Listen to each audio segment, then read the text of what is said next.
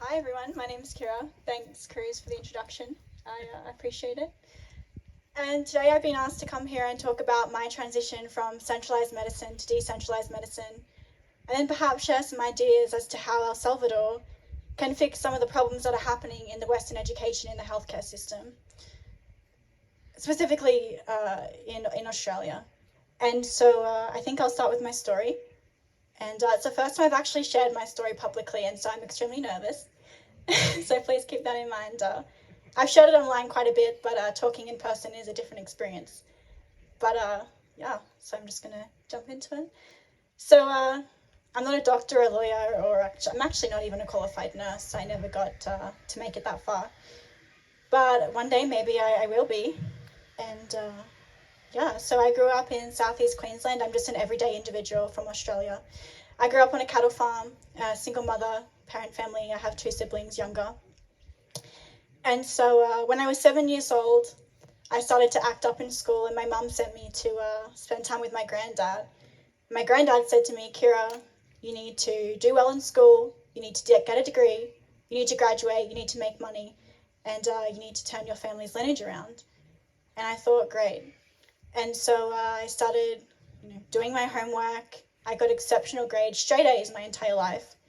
Got into secondary school. I did extremely well. I took physics, chemistry, biology, all the hard subjects. I did exactly what I was supposed to do. Then I'm going to share something extremely personal because in light of being real and authentic, which is the age of light, I feel like it's appropriate. My dad was quite absent throughout my life, and we rekindled the year that I was graduating high school. And I know now why he was so sick. It was due to his light environment. I never understood why my dad was so sad, why he suffered with depression and anxiety. And now I know. And I wish I knew back then, but unfortunately I don't, and perhaps maybe El Salvador can fix that. And so the day I graduated high school, my dad actually took his own life. And that's what sparked my passion to learn health. And so I had a deep desire of truth and to learn real healthcare. And I got to university and I studied psychology. Of course, makes sense, right? And I realized that wasn't it. That wasn't what was healing people. It wasn't preventative medicine. The damage was already done, and they were trying to fix that, and it wasn't being healed by psychological sciences.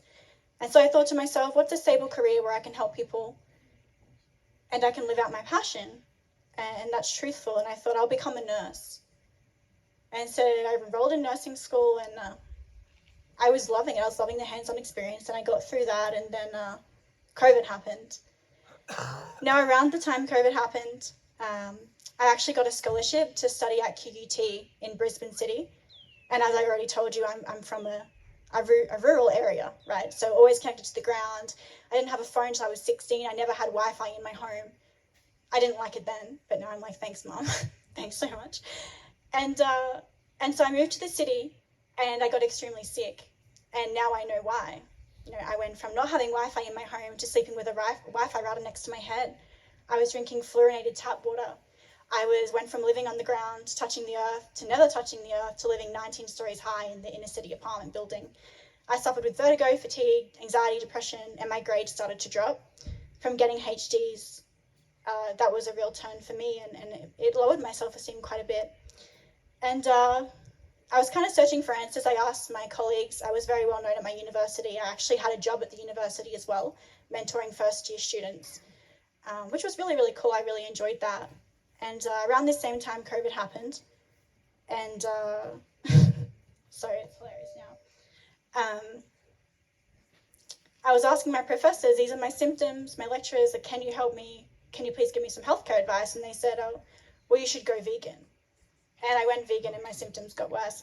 And so I went onto Instagram and I put up a story and I said, does anyone know a good alternative healthcare practitioner? These are my symptoms. And I had a gentleman reach out to me by the name of Corey Gandavisi, and I'm probably not pronouncing his name right, Optimal Light Doc on Instagram. And he told me, Kiera, he'd been following me for quite a while. We were talking about health topics, and he said, it's not you that's sick, it's your environment. And I thought I knew everything about healthcare, so it took me quite a while to catch on to what he was meaning. And I started looking at his page and I started researching quantum biology and circadian healthcare, and I just started implementing small changes into my life, like watching the sunrise. And Corey's reached out to me again and he said, "How are you feeling?" And I said, "I'm not feeling any different." He said, "Are you watching the sunrise?" And I said, "Yes." He said, "Are your windows open?" And I said, "No, I was watching it through the glass." And he said, "No, you need to open the windows and you need to watch it." And I did that and I felt instantly better, 60% better. My symptoms started to alleviate and I felt great. And so this was around the time that the mandates came in, and I was told to comply, and I said no. I was really interested and intrigued, being driven by truth, with what I was learning about healthcare, sunrise, electrons, leptin.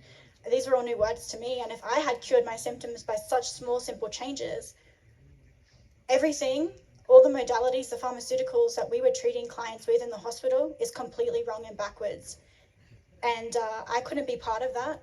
I didn't know where my life was going to go, but I knew that I wanted to be part of this movement, and I knew that I had come across something really big.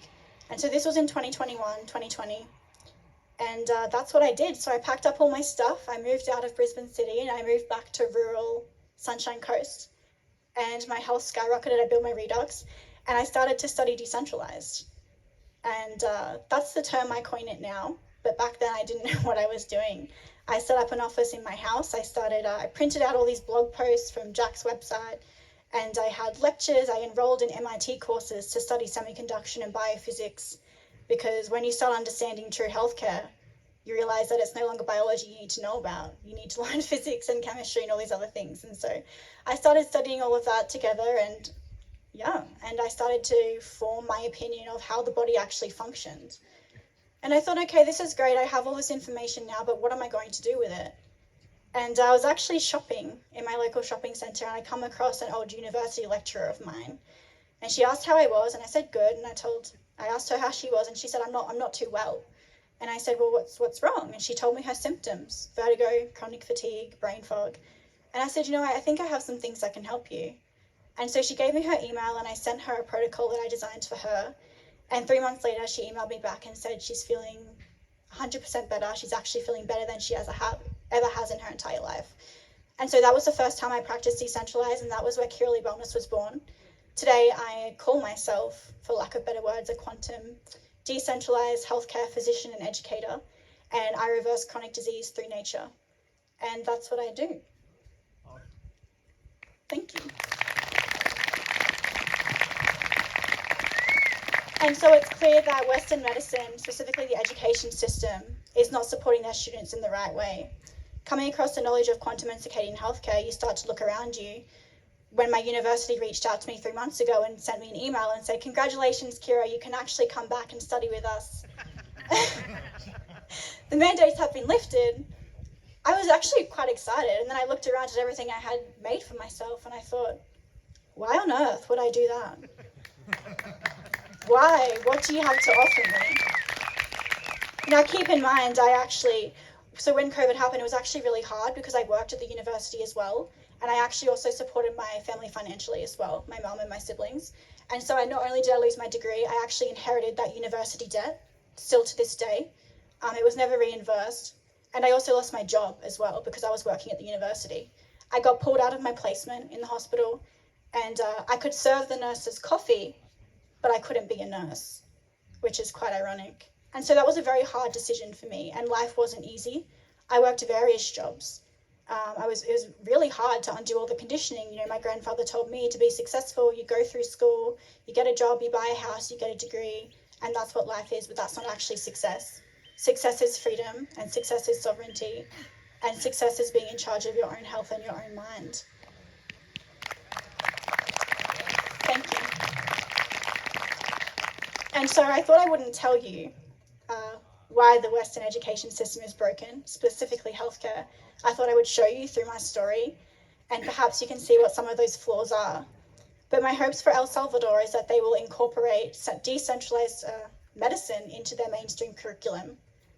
That when nursing students go to school, they get taught biophotonics, they get taught biophysics, they get taught how the body actually works.